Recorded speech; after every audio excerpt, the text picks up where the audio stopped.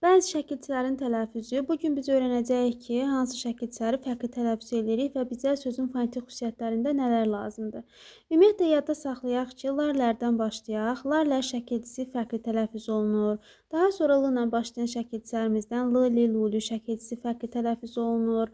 Lıq-liq, luq-lük şəkilçisi fərqli tələffüz olunur. Sonra la-lə şəkilçisi, lan-lən şəkilçisi, la-lə, lan, lən. Həmçinin laş-ləş şəkilçisi də laş-ləş fərqli tələffüz olunur.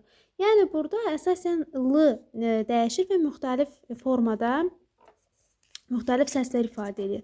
Məsələn, lar-lə şəkilçisi necə fərqli tələffüz olunur? Bilirik ki, lar-lə şəkilçisi l dəyişir olur nar, nar, rar və dar formasında. Nar, rar, dar formasında tələffüz oluna bilir. Məsələn, nümunə yazaq. Məsələn, qızlar. Necə tələffüz olunur? Qız, dar formasında. Oğlanlar. Oğlanlar formasında. Sonra narlar. Və tələffüz olunur nar, rar formasında. Yəni, hər birinə aid nümunə yazdıq. Kitabda, bir də ola bilər ki, məsələn, lar ilə olduğu kimi də qala bilər. Yəni, məsələn, qələmlər. Elə qələmlər də qalır. Ona qələmdər, qələmlər, məsələn, qələmlər. Qələmlər. Yəni, bu vəziyyətdə də olduğu kimi də qala bilər. Sonra l-li-lu ilə bağlı. L-li-lu bizə hansı səs verir? Yenə də l-li-lu dəyişə bilir. N, r, d-ya çevrilə bilir. Məsələn, n, sonra r, bir də d formasında tələffüz oluna bilər. Nümunə olaraq, məsələn, buradan yazaq. Şəhərli. Şəhərli. Bu olur belə. Şəhərli. Dumanlı.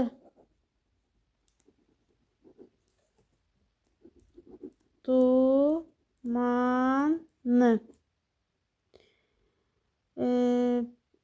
Savadlı. Burada yazaq. Savadlı. Savadlı. Buradakı d da t-ya çevrilir. Amma şəkilçiyə aid olan təbii ki, d formasıdır. L, d-ya kimi tələffüz olundu. L, d kimi tələffüz olundu. Lıq şəkilçisində də. Lıq şəkilçisi bilirik ki, bunun açılışını yazaq. Açılışı necədir? Lıq, liç, luq, lüç. Belədir elə. İndi bunun tələffüzünə baxın. Bu, bir dəfə bu l, n-la, bir dəfə r-la, bir dəfə d-la əvəz olunur. Ona lıq necə tələffüz olunur? Lıq formasına. Dıq, q axı bizə x səsini verir tələffüzdə. Bu olur dıq, dih, çıxışdırıq, dux, düş formasında. Deməli, q olanda x olacaq. Lıq, lih, luq, luq yox. Lıq deyirəm, üzrlərim. Burada olur dıq, dıq. Bunlar niyə lıq yazdım? Bunlar olur d. Dıq, dih, dux, düş. Bu vəziyyətdə olur. Yəni, l-lar d-ya çevrilir.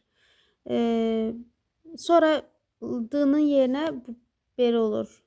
Rıq, rih, ruh, rüş. Sonra da n. Nıq, nih, nuh, nüh. Yəni ki, buradakı q, x olur, ç-lar xışdırıq olur.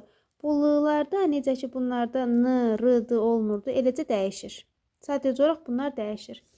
Yəni, bu qayda bura aid idi. Buna aid idi. Sonra buradakı lalə. Lalə də dəyişir. Da, ra, Bir də ki, na olur. Yəni l, n, r, d-ya çevrilir. Lan, lən. Lan, ləndə də dəyişir. Dan, ran, nan. Dan, ran, ran. Yəni l, n, d, r-ya çevrilir. Laş, ləşdə də dəyişir. Laş, ləşdə daş, raş, naş formasında olur. Daş, raş, naş. Yəni ki, yalnızca l-lar dəyişir. İndi bunlara aid nümunələri də qeyd eləyək. Məsələ, abadlıq.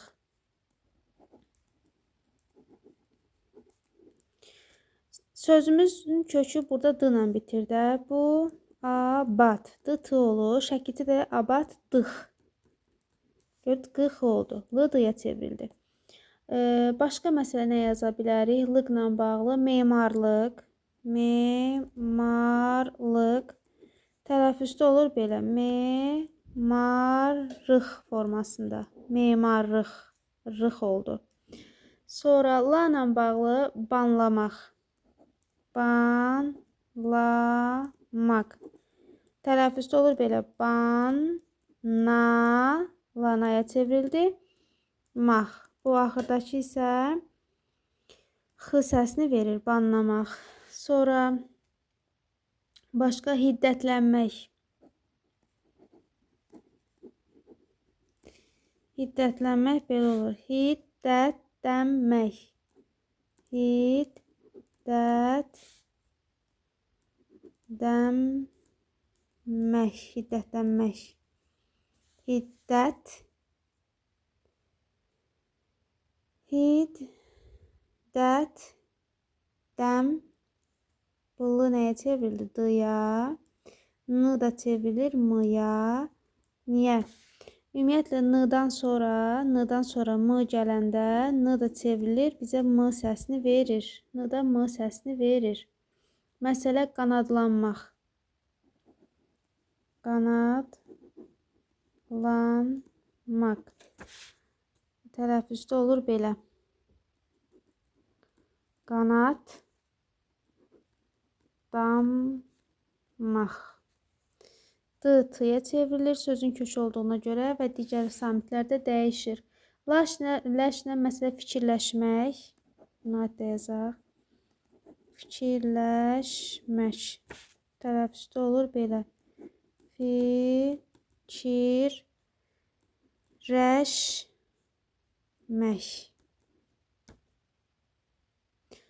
Sonra başqa hansı şəkilçilər fərqli tələffüz oluna bilər?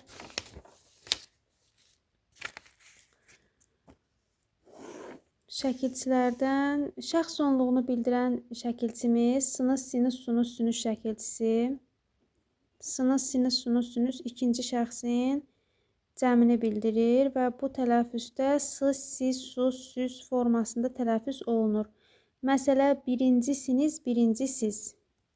Birincisiniz. Tələffüzdə sis formasında olur. Birincisiz. Başqa d şəkilçisini, dır da deyək. Dır xəbərli şəkilçisi.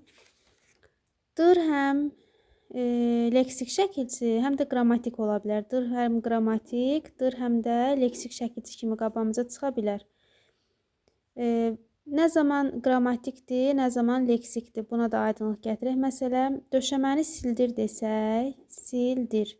Əgər bundan sonra mək şəkilçisini maq-mək artıra biliriksə, leksik olur. Amma artıra bilmiriksə, qrammatik olur. Məsələ, uşaqdır. Uşaqdır maq deyə bilirik? Xeyr. Deməli, orada bunun zaman bu qrammatikdir.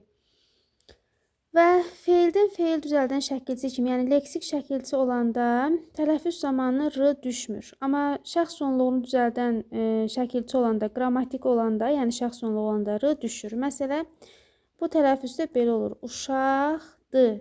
Tələffüzdə r düşür. Amma sildi olanda sildi.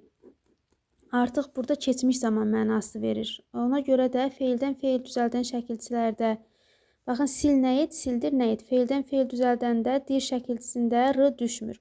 Amma xəbərli şəkilçisi kimi işlənəndə xəbərli şəkil feildən feil düzəldən zaman son samitini itirmir.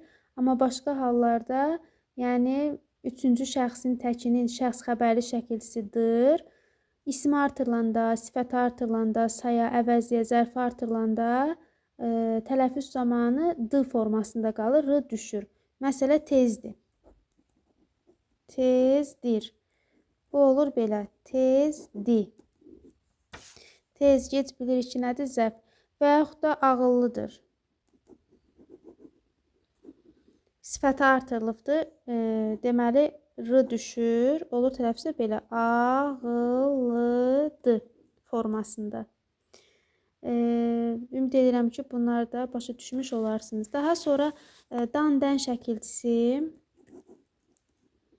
Dan-dən. Fərqli tələffüz oluna bilər.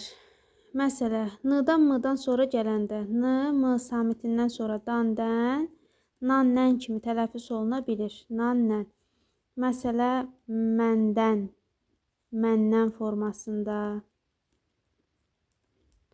Səndən,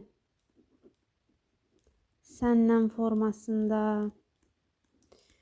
Bu formada da tələffüz eləyə bilirik. Başqa əsas şəkilçilərimizdən nə qaldı? Sonra aya, məsələ, yönlü halda Gəncəyə deyəndə tələffüzdə Gənciyə. Burada yönlü hal fərqli tələffüz olunmur. Sadəcə olaraq y bitişdiricisi sözün sonu a ilə, ə ilə bitərsə, ondan sonra y bitişdirici gələrsə və sait ilə başlayan şəkilçi gələrsə, y bitişdiricisindən sonra sait gəlirsə də, yəni y bitişdiricili daha doğrusu şəkilçi gəlirsə də, bu zaman sözün kökündəki açıq saitlər qapalıya çevrilir və yaxud da Şuşaya. Şəkilçimiz y bitişdiricisindən başlayır və tələffüzdə olur bu Şuşaya. Bunlar da fərqli tələffüz olunur. Və yadda saxlayın ki, bir də kar və keş şəkilçiləri alınma şəkilçilərdir. Onlar fərqli tələffüz olunmur. Kar, keş. Məsələ, sənətkar. Sənətkar. Biz buna sənətkar desək, əgər belə yazsaq, sənətkar. Səhv olar. Çünki bu şəkilçi elə olduğu kimi də qalır. Sənətkar.